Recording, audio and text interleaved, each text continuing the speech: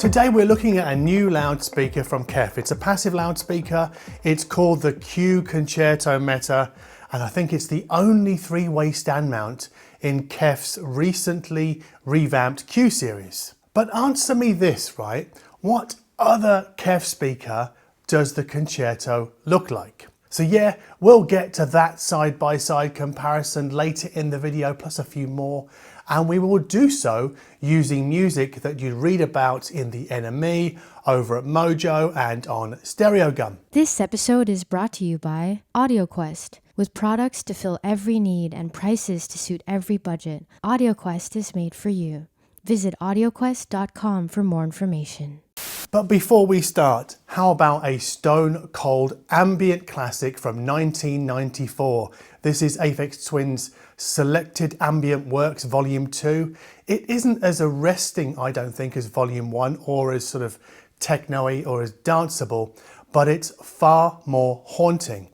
And the tunes on this now 3 CD set contain almost no beats. They sort of waft in and out of the room like smoke. And this is now 3 CDs up from 2 because Warp has remastered this set. And yeah, I think it's part of some kind of 30th anniversary celebrations. Now, for many Aphex Twin fans, myself included, this is our first chance to hear Stone in Focus on CD, although I think I've got that on some Excursions in Ambience compilation. But anyway, I've been listening to that track, and I think a track that's a bit better called Blue Calcs through KEF's new Q Concerto Meta these past few weeks. So why are they called Q Concerto Meta? Well, the Meta is because these speakers have a metamaterial disc behind the tweeter that absorbs most of the backwave of that tweeter, and that prevents delayed sound from reflecting forwards again. Now, the concerto part of the name is because these are a three-way stand mount, just like KEF's Concerto from the 60s and 70s. But I think back then, stand mount speakers sat on the floor, not on dedicated stands. And today, KEF supplies custom fit stands for the Concerto, and I have those as well, but in Berlin, but we'll get to that in a moment. Anyway, the speakers sell for $12.99 US a pair, and I think it's €11.98 a pair. And the optional SQ stands are €300 a pair. And that brings me to a bit of a grumble here, because removing the protective film from the KEF logo on one of the stands lifted the K clean off. Now, as is common with most KEF speakers, we get a UniQ driver array.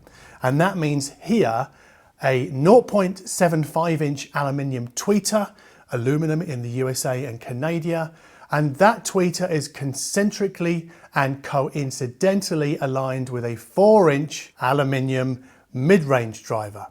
Now notice how I said mid-range and not mid-bass. So the Concerto's mid-range driver and its surrounding moulding guide the output of the tweeter, and KEF call that moulding shadow flare, which to me sounds like a mythical horse. But in reality, the idea is it should prevent the tweeter from having line of sight to the cabinet's edges, and therefore reduces cabinet edge diffraction. But then the dedicated bass driver measures 6.5 inches across, and that is made from aluminium skinned paper.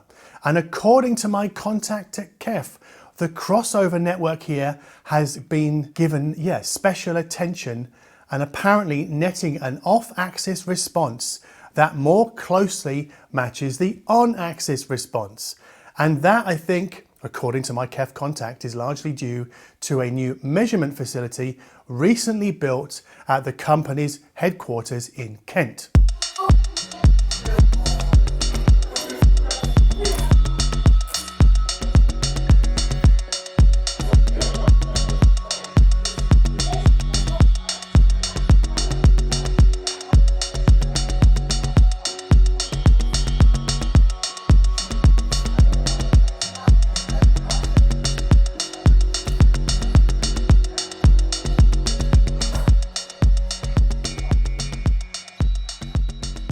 So the Concerto Meta are rated by KEF at 85 dB sensitive and 4 ohm nominal, but I think they drop down to roughly just above 3 ohms, and that makes them quite reasonable work for the Musical Fidelity A1 integrated amp. Now, I also used the Marantz Stereo 70S and the NAD C3050, but I think the A1 was my favorite combination in this particular case. But to all of those amplifiers, I added a FiiO R9 streaming DAC. And on that R9, I streamed music from Apple Music and Tidal, and I also used its Roon Ready input. Now the FiiO box needs to be manually switched over into Roon Ready mode before it can receive music streams, and they come from the Roon Nucleus 1 in the corner of the room, or they come from Tidal because I am logged into Tidal through Roon. Now, putting the cover art on the TV is a third-party Apple TV app called TV Remote, and for this review, well, in the Berlin section anyway, we'll get to that as well, I listened to songs by Paul Simon, Underworld, The Flaming Lips, Harold Faltermeyer, yeah I know, Visage, Talk Talk, Donna Summer, Boards of Canada, and Lord. And I would like to thank Roon for sponsoring this video. Now we learn about the concerto's qualities, its audible qualities, by conducting side-by-side comparisons with other speakers. So that means speakers that I have in my listening room at the time of review. And our first side-by-side comparison is with the Golden Ear BRX. Now this is a little bit unfair actually, because the Golden Ear is a two-way stand mount, not a three-way, but it also has an AMT tweeter. So with the absence of a dedicated bass driver, I think the BRX, yeah, they kind of cry out for a sub, but the KEF, no, not so much. So on Lord's cover of Talking Heads' Take Me to the River, the KEF display more low-end punch, but aren't as lively as the Golden Ear in the treble. So I would say that the BRX are more incisive with detail to lend a more sort of polished window vibe to Boards of Canada's song. Is it a song? It's not really a song, is it? It's an electronic music track called 1969. But another way to look at it is this. On the Flaming Lips' Do You Realise, the Golden Ear's AMT tweeter draws more attention to itself than the KEF's dome tweeter. And on imaging, I think the KEF take it. And the KEF also proves to be the more dynamic sounding of the two on Donna Summer's I Feel Love. But they aren't as dynamic as the Zoo DWX, which is our second side-by-side comparison here. I think the Zoo are the gold standard in dynamics at around 2K, and pulling up Underworld's Fen Violet, the KEF can't quite match the Zoo at lower listening levels on dynamics. Now it's not a night and day difference, so don't discount the KEF for late night listening. They do just fine, and even when watching TV at lower volume levels. Now so far, so Berlin, because to compare the concerto to the Wharfedale Linton, I came to Portugal, and I'll explain why in a bit. But this also allowed me to try the KEF in a second, this one, acoustically treated room. And this room, I think, is less lumpy in the sub bass than my Berlin apartment, because let us never forget that the room has a greater impact on a speaker's sound than the electronics that drive it. And I think actually the Linton is better suited to this room than my Berlin space, which in turn is better suited to the concerto. So the concerto here don't sound as physically present as the Linton. Neither are they as thick or as meaty in the low mids as the Wharfedales. Now, when sat next to the Linton, whose voicing I would say is more of a vintage sound, the concerto are contrasted as a much more sort of modern sounding speaker. And to me, that means more obvious clarity and treble extension. And that's what I heard on Robin Hitchcock's self-titled album from 2016, which is one of my favorites of his. I can't believe he pulled that out of the bag so late in his career. It's fantastic.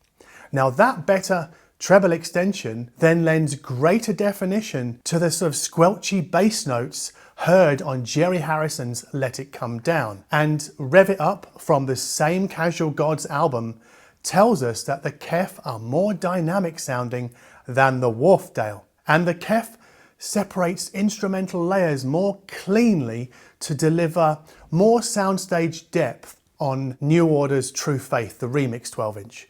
And I think that's essential when trying to get the most out of Shep Pettibone's very percussion-intense remixes.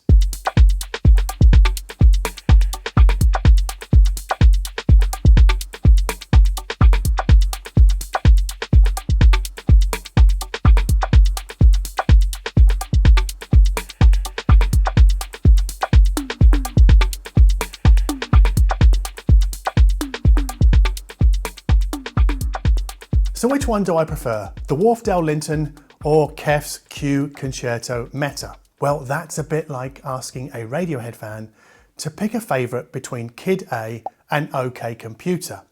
Or, for you older timers, having to choose between Dark Side of the Moon and Wish You Were Here. The Linton sound for me is the easiest to lean back with and sink into, whilst the KEF has more energy and more immediacy. But if you remember from last year, the Linton was a Darko Knockout Award winner. And because I can't choose between it and the Concerto, that confers effectively a Darko Knockout Award on the KEF.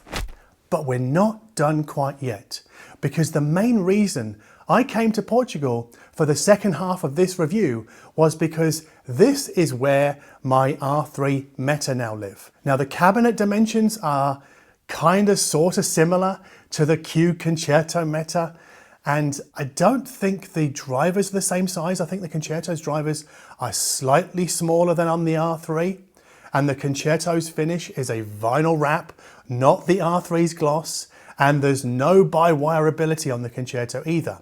That said, this newer model sells for almost half the price of the R3. So here in Portugal, I've been using higher end electronics, and that means the NAD M66 paired with the NAD M23. And my turntable here is a Technics SL1210GR fitted with an Autophon Concord Century cartridge.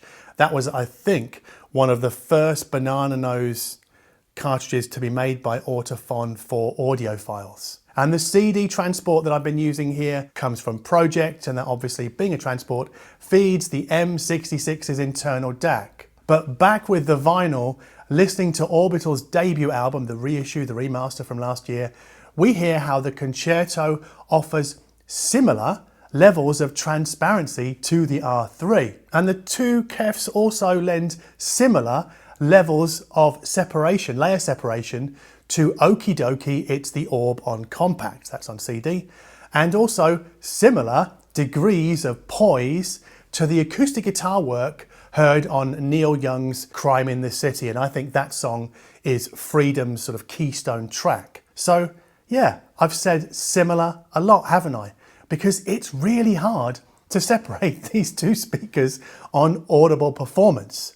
However, the R3 Meta comes out, I think, on top with a sort of fuller bass sound, especially when serving up the very occasional super low bass notes on Aphex Twin's Blue Calx. But even though it's a slightly thinner sounding speaker than the R3, the Concerto still tracks those low bass notes with an arresting presence. That was a real surprise for me. So I don't feel like I need to add a subwoofer to the Concerto, even though a subwoofer would be beneficial to the overall sound. But again, the difference between the two KEFs, the blue one and the white one, it's not night and day.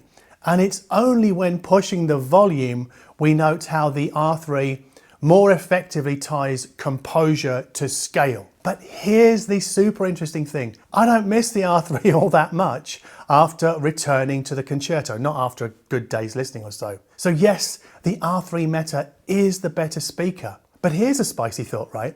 I think the R3 Meta's value quotient has been significantly weakened by the introduction of the Q Concerto Meta. And I think the Concerto is where anyone chasing ultimate bang for buck should put their cash. Anyway, if you like this video, you know what to do, and hit us up on Patreon for music playlists for this video. I think they're going to be 2 actually, and also for every other video we've made since 2020.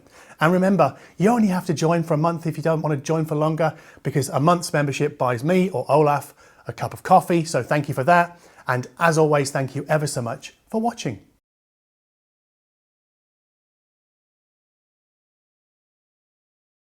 Oh yeah, here are 5 additional points. Number 1, all side-by-side comparisons in this video were level matched. Number 2, each side-by-side comparison was conducted over roughly a 2-week period.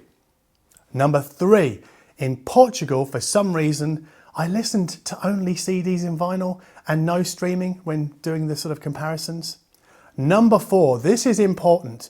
No, I do not have a pair of LS50 Meta here in Portugal or in Berlin. And number 5, I did not compare the concerto to any loudspeaker other than those featured in this video.